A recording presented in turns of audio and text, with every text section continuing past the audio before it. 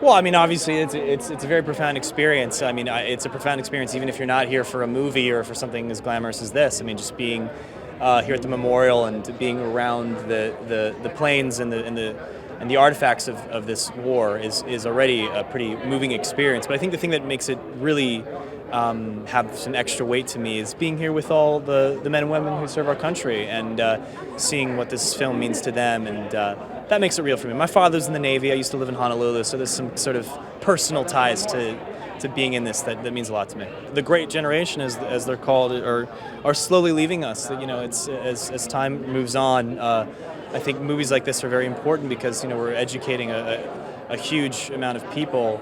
Not just history buffs, but people the world over, not even Americans per se, but people about this world event and its significance. So obviously we're indebted a huge amount to those men and women, and the men and women that aren't necessarily in this movie.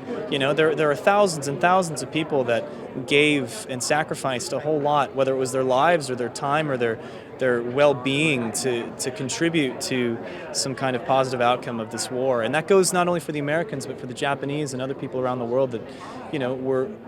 I think the bad guy of this movie is war itself. There's no antagonist here, at least personified by any person. War is chaotic and it's unfortunate. And what's great about this film is you have a really fair and even representation of both sides who are equally brilliant, playing this very difficult chess match with each other, and the cost and sacrifice that entails, and at the end of that tunnel, the honor and the valor that it displays is quite extraordinary. So I find it so inspiring to learn their stories, and it's a level of selflessness that I think later generations maybe not have been as in touch with. I believe that same spirit exists in the youth of today, and to servicemen and women who are out here in this audience. And that's the thing about the US of A. When we get unified, you got to look out. It meant so much to come here, to physically and intellectually inform ourselves of the of the base, and to speak to the service people and trying to really understand the dynamics of the Navy so that we could represent them respectfully, authentically. Was heavy on our shoulders. We felt that weight of responsibility. Sometimes art is frivolous and just entertainment, but this is not that. Yeah. This is a history lesson. This is we're portraying real people and with surviving family members. So we have a duty.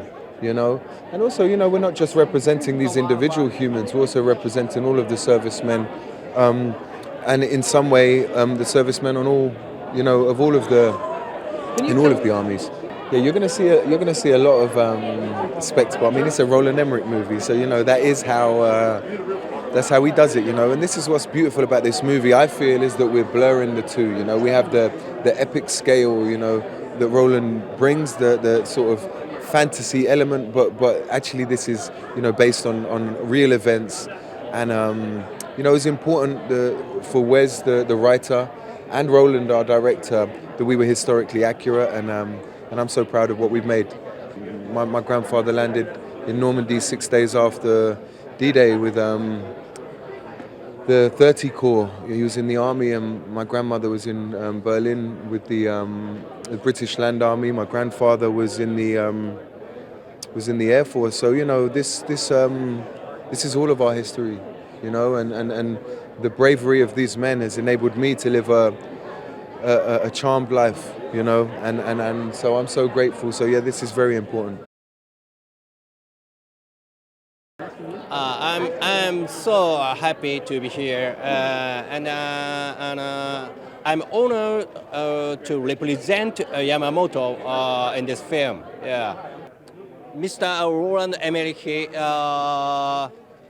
make sure give you guys awesome entertainment, and another theme, another theme we must never repeat again. Yeah. Oh, the people here have been just wonderful with 5 exclamation marks. Especially, you know, when it came to do some stuff that was a little more off the beaten track, a little more difficult, a little more doors that needed to open.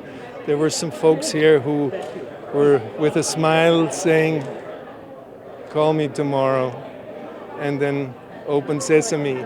So it was one of the best experiences, and I have to say, as a producer, we had hundreds and hundreds of extras, obviously, in this movie, and we were all standing there and saying, "Why are these extras so on point with everything?" Until we learned they were all sailors and Navy boys, and obviously that explained everything. It was just fantastic. I shot this movie, and I remember seeing it the very first time, and when I got up, my legs were a bit shaky. They did such an amazing job of making you feel claustrophobic, whether it's in the plane or the claustrophobicness of being on an aircraft carrier in the middle of nowhere. The spectacle is crazy. Harald did such an amazing score, the sound design, everything. You should see this in a theater. Yeah, I have such a debt of gratitude to the people that went through this. We live in a different day and age now where we might not be able to truly ever understand what it was really like back then. We have planes that fly themselves now, and back then we had men staring down the barrel of a gun. So I have so much respect for what these men went through. I think it's unique, but I think it's important. You know, I think it's you're paying respect to the people that fought this war, that made it happen. So it's your duty to do that. And you know, look, there are movies.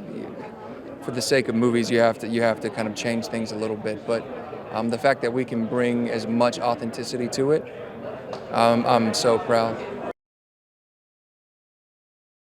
When we shot here, I thought, man, we've got to come back here for a premiere or a screening because I knew it was just so important. That's the thing, when you step onto this base, but even as you're driving in, and you're passing the Arizona, and then you go to the Utah, and it becomes very real very quickly. I don't care who you are, I don't care how patriotic you think you are or aren't, or what political party you belong to, it becomes very real very quickly. So it was a tremendous honor to shoot here. And obviously to be back and show these guys a movie, I can't wait. I think what this movie does is, because it balances between the analytical guys, the guys making the call, you got me and Nimitz in the office, you're going out, you got the dive bombers, you got the fighters, you got Admiral Halsey, you've got the guys on the boats, you got the guys on the subs. I mean, you really understand everybody's job was super important, and you just hope that everybody was as driven and as focused as you were. And luckily you're in a time, there's a reason that they're called the greatest generation. I mean, because that's the kind of attention that it took, and that kind of focus. What the movie does well, and what was so important for Leighton and for Nimitz, is those guys that had an inkling, that watched from July on, right? Watched the July of that year when we lost radio silence, had no idea where these guys were.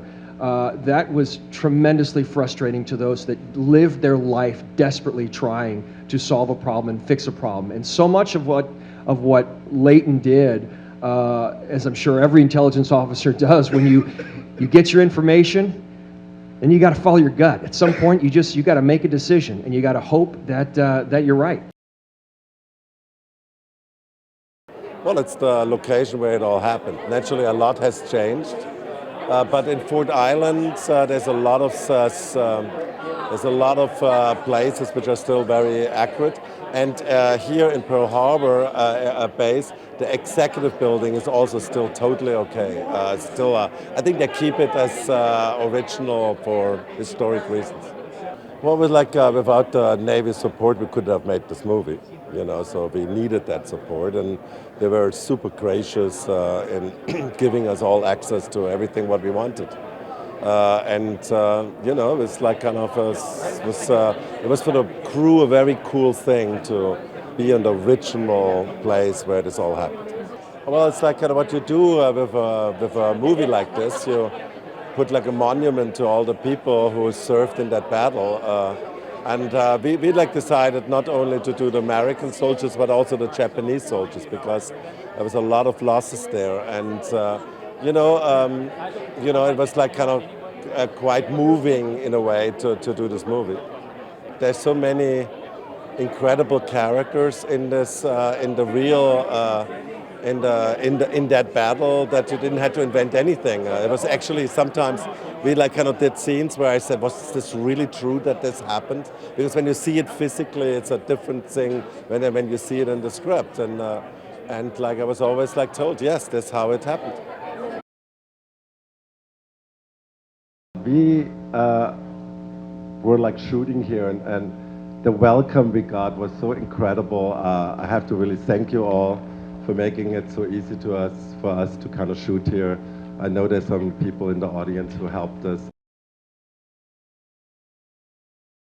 It would not have been possible to make this film without the support of the Navy, and it was so meaningful for us to be able to shoot here and to be able to have the crew drive past, the wreck of the Arizona, and I think that it just set the movie off to an appropriate tone, that we knew that these were heroes we wanted to honor properly. It's really emotional, and to be able to screen it for the first time in front of service members, I think is really powerful for us all, because if they approve of it, the rest of it's just kind of gravy. I come from a naval family. My grandfather served. He was actually in the same class as in 1927 from Annapolis, as one of the heroes in this film. So, I think there's a long legacy here of service and of heroism, and I think this movie's intended not just to honor, the greatest generation, but also the people who are here and protect us every day. Well, I wanted to work with Roland Emmerich again. I think he's a master filmmaker. I think him in charge of this piece is a perfect fit, because this is obviously a big battle and there's a lot of amazing stuff going on, and I don't think anybody could probably bring it to the screen the way Roland can. But it's a fascinating time in our history. The Battle of Midway, it's not really known to just the average person. Everybody knows about Pearl Harbor, but people don't know that the Battle of Midway really shifted the